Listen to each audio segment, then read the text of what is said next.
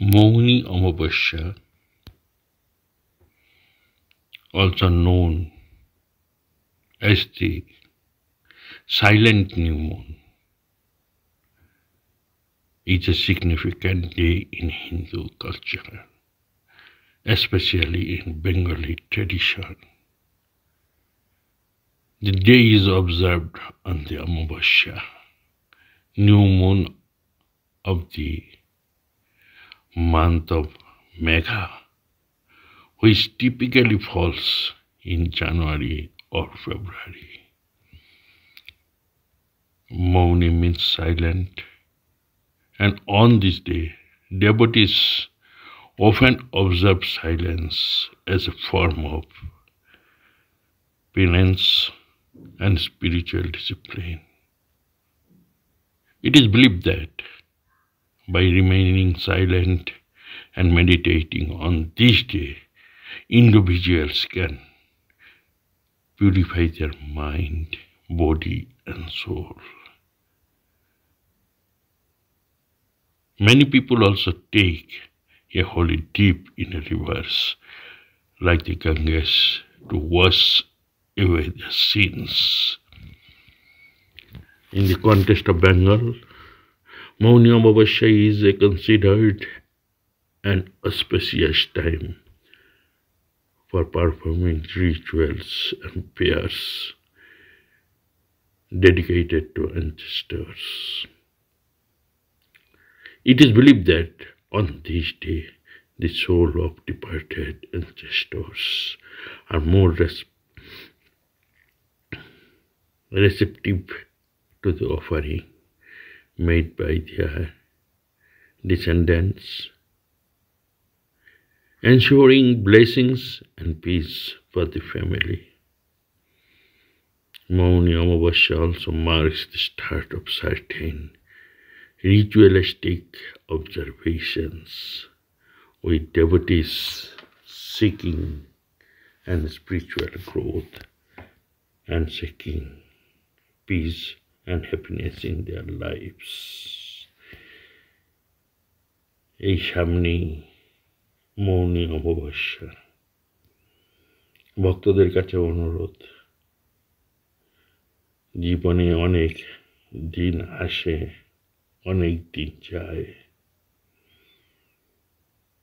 এবার আপনাদের স্মৃতি হয়ে থাকুক, আপনারা কোভিড দেখেছেন যে কোভিডে কিভাবে সর্বান্তঃকরণ হয়েছে, আবার ভগবান কিভাবে সকলকে মুক্তি দিয়েছে। আপনারা আমরা সকলে মিলেই সাক্ষ্য। কোভিড আমাদেরকে কাছে নিয়েছে, কোভিড আমাদের একতা এনে দিয়েছে,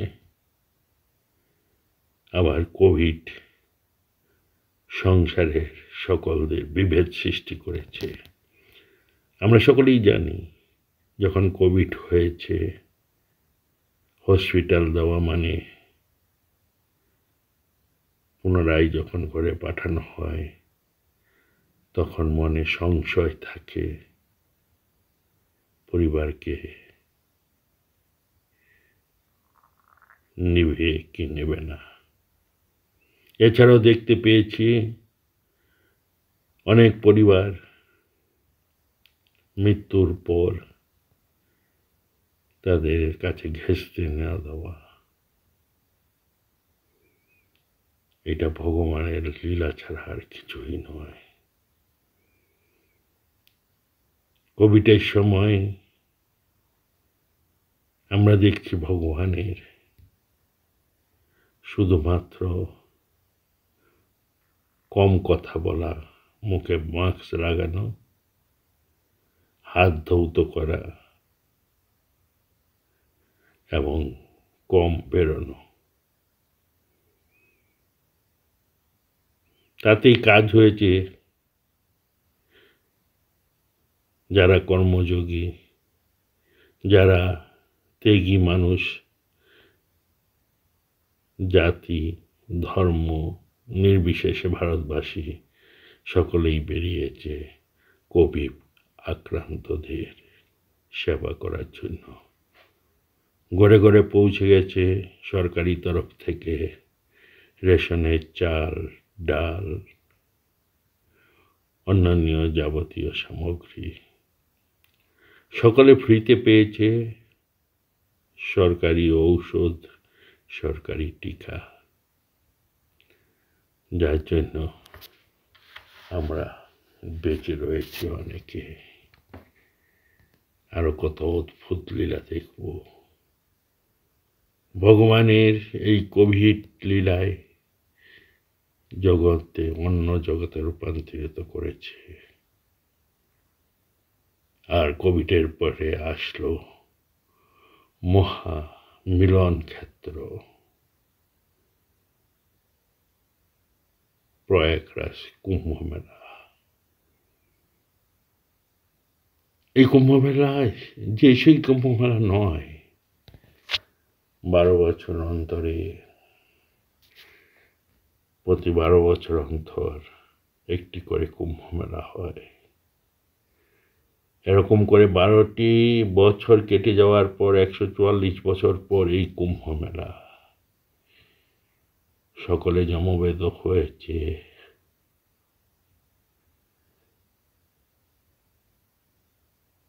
ভারতকে বোঝা যাচ্ছে ভারতবাসী সকলেই সনাতন ধর্মের আদর্শ।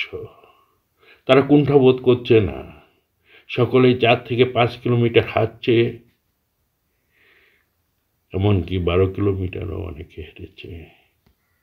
তাতে তাদের দুঃখ, গ্লানি কোনো কিছুই নেই। আপনারা সকলেই জানেন যে ঠাকুরের পার্ষদ স্বামী বিজ্ঞানানন্দ মহারাজ দেখেছেন সাক্ষাৎ ত্রিবেণীকে, তার সামনে দিয়ে হাঁটছে ছোট বাচ্চা রূপে। এই ত্রিবেণীতে 3 গঙ্গার মিলন ধারা, 3 নদীর মিলন ধারা, গঙ্গা, যমুনা, সরস্বতী। আছে একটা বট বৃক্ষ, কত সালে হয়েছে, কবে হয়েছে, কারোর ইয়াত্তা নেই। সে সাক্ষী হয়ে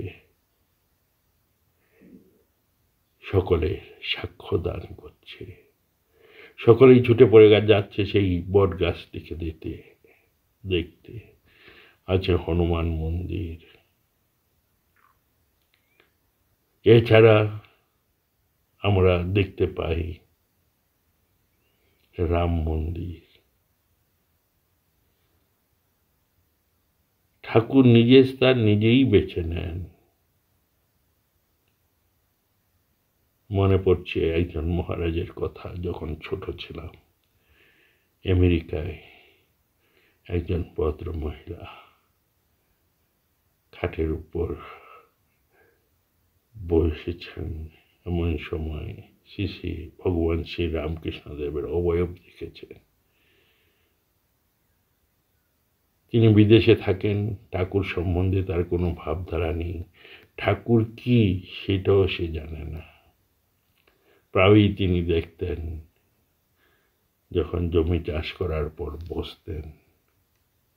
একদিন হঠাৎ করে অবচেতন মনে যাচ্ছিলেন ফুটপাত দিয়ে, আর হঠাৎ করে পায়ে কি ঠেকলো একটা, আমরা সকলেই দেখতে পান ঠাকুর মা স্বামীজিকে নিয়ে ছোট ছোট কার্ডের মতো ফটো করেছে এবং সবাইকে বিলয়।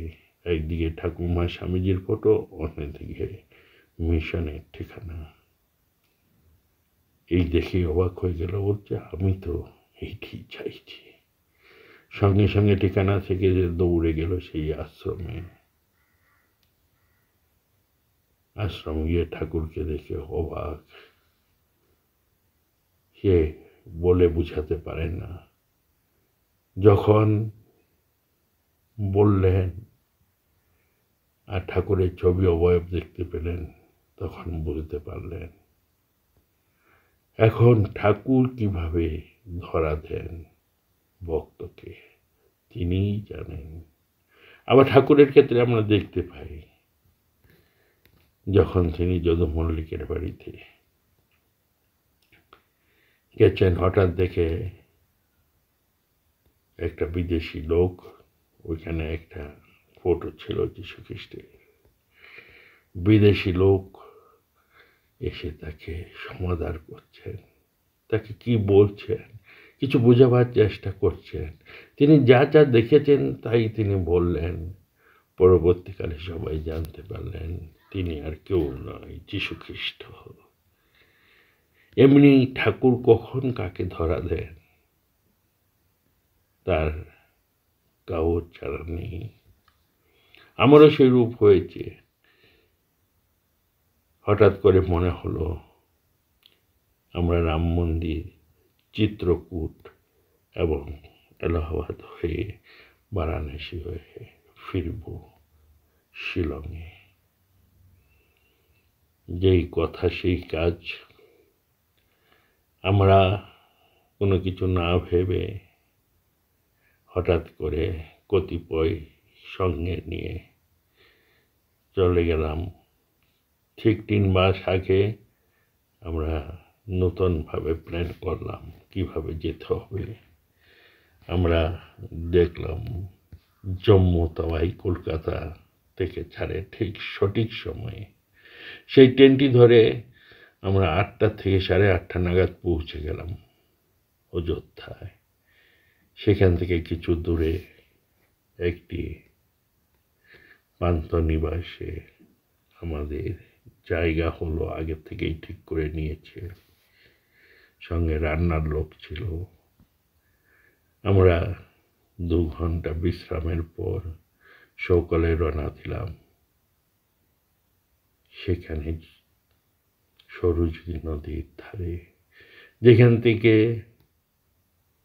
ভরত রামের মিলন হয়েছে এবং ভরত রামকে ছেড়েছিল, সেই মন্দিরে গেলাম। সেই মন্দিরে অনেক সাক্ষ্য রয়েছে। এখানে হনুমানজির অনেকে দর্শন করেছেন। সুন্দর ঘাট তৈরি হয়েছে। সেখান থেকে ঘুরে আরো 2টি স্থান দেখে আমরা চলে এলাম সেই পান্থনিবাসে। সেখান থেকে বিকালে সরজ নদী তীরে আবার ছুটে চলে গেলাম। রাম মন্দির থেকে প্রায় 4 কিলোমিটার দূরে অ্যাপ্রক্স। ওইখানে সরজিয়ার আরতি হচ্ছিল আর লাইট অ্যান্ড সাউন্ড হচ্ছিল। সেটা দেখে লতা মঙ্গেশকর মার্গ হয়ে ছুটে চললাম সেই চিরকাঙ্ক্ষিত অযোধ্যায়। অদ্ভুত রামকে দেখে মুগ্ধ হয়ে গেলাম। আমার সঙ্গে প্রায় অনেকে গেছিল। সঙ্গে একজন ভক্ত ছিল। সেই ভক্ত যাওয়ার সামর্থ্য নেই। আমি সেই ভক্তকে বললাম চিন্তা করার কারণ নেই। আগে শুনেছিলাম একজন ভক্তের কাছ থেকে ওইখানে হুইল চেয়ার পাওয়া যায়। সঙ্গে সঙ্গে আমি দৌড়ে গেলাম সেই কাউন্টারে।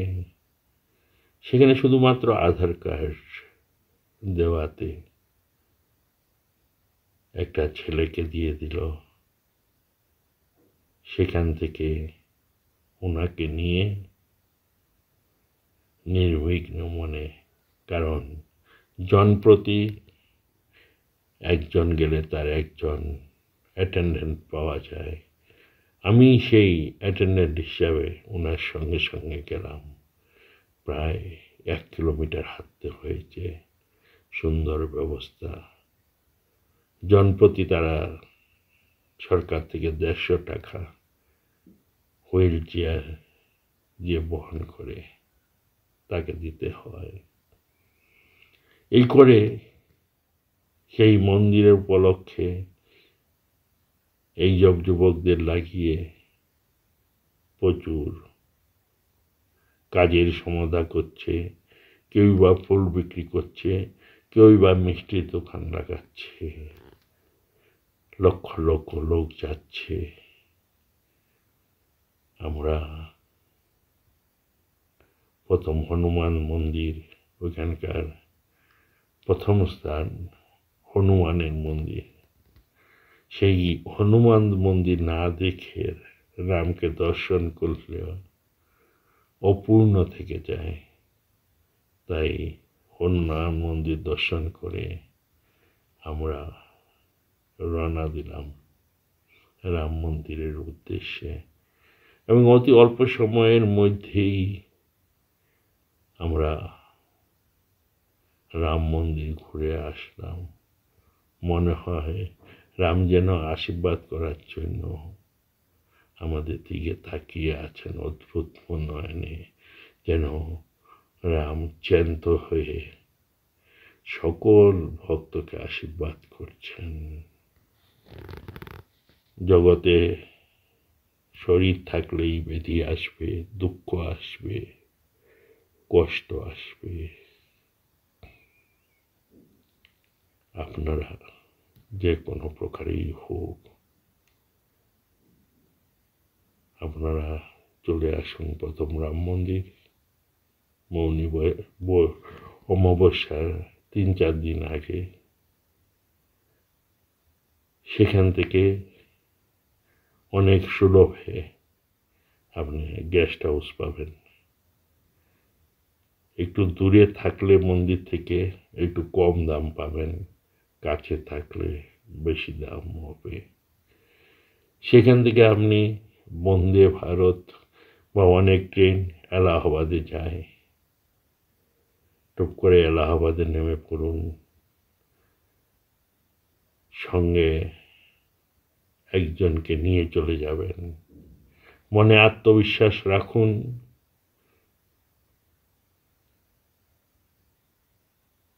ওইখানে যদিও হোটেল না পান, অনেক নির্বাণী আখড়া, অনেক আখড়া একদিন থাকার জন্য ব্যবস্থা করে থাকেন, কোথাও বা টাকা দিয়ে, কোথাও টাকা ছাড়া। আপনাদের সকলের কাছে অনুরোধ, জীবনে যদি থাকতেই হয় যে কোনো প্রকারে, আপনারা মৌনী অমাবস্যায় গিয়ে স্নান করে আসুন। অনেকের মতে এই মৌনী অমাবস্যা বলে শান্ত,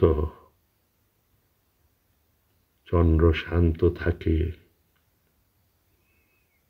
বিশেষ করে হিন্দুদের ট্রেডিশন, অর্থাৎ হিন্দু মতে ওই দিন চন্দ্র খুবই শান্ত থাকে।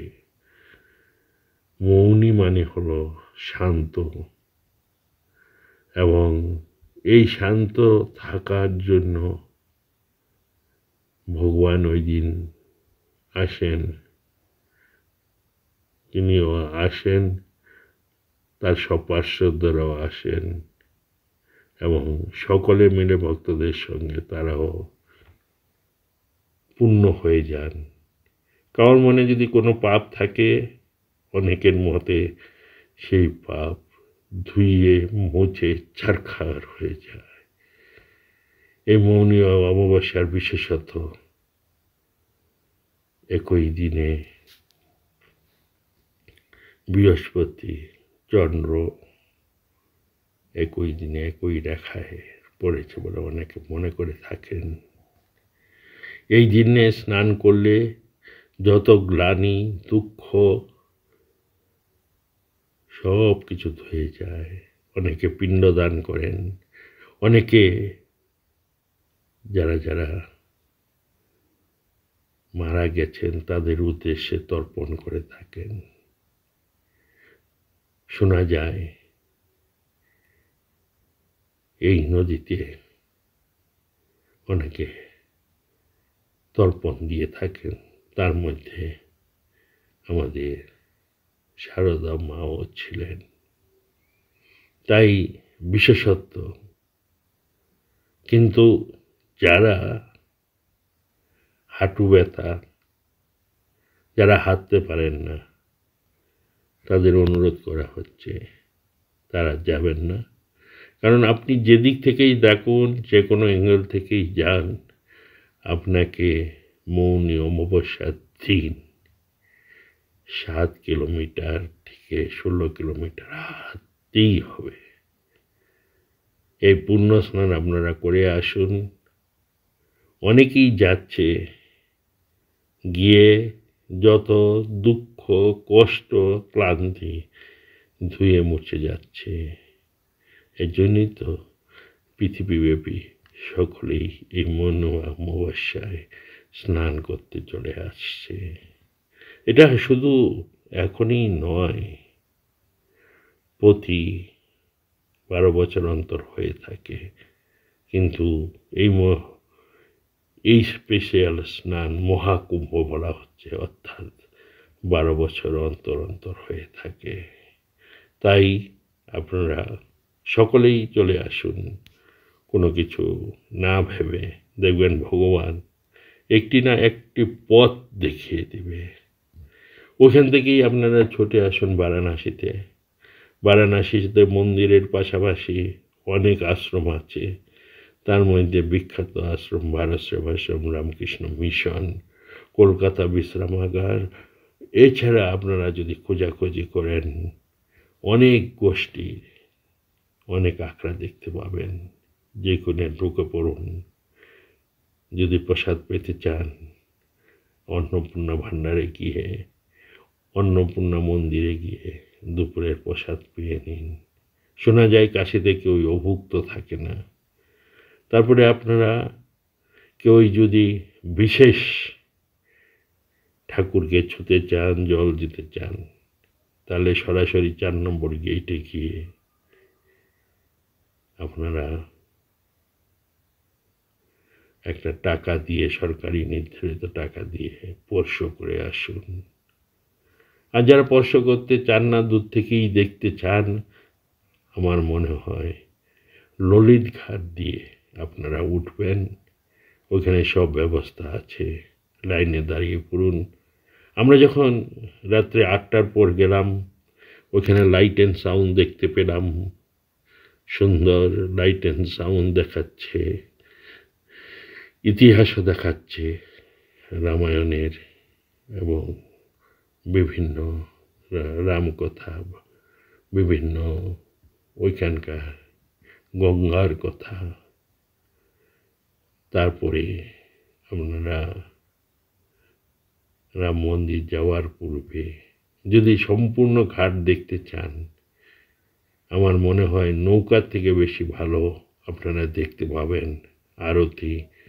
ঠিক দশাশ্বমেধ ঘাটে যেখানে আরতি হয়, এখানে চেয়ারে বসার অনেক ব্যবস্থা আছে। আগের থেকে চলে যাবেন, 1 ঘন্টা আগে সব আরতি ভালো করে দেখতে পাবেন। তারপরে একটা নৌকা যোগে আপনারা হরিশ্চন্দ্র ঘাট, দশাশ্বমেধ ঘাট, মণিকর্ণিকা ঘাট, অনেক ঘাট দেখতে পাবেন। দেখে ললিত ঘাটে নেমে যাবেন। তাই মৌনী অমাবস্যায় আপনাদের উপলক্ষে সকলকে জানাই আন্তরিক প্রীতি, শুভেচ্ছা ও ভালোবাসা। ধন্যবাদ।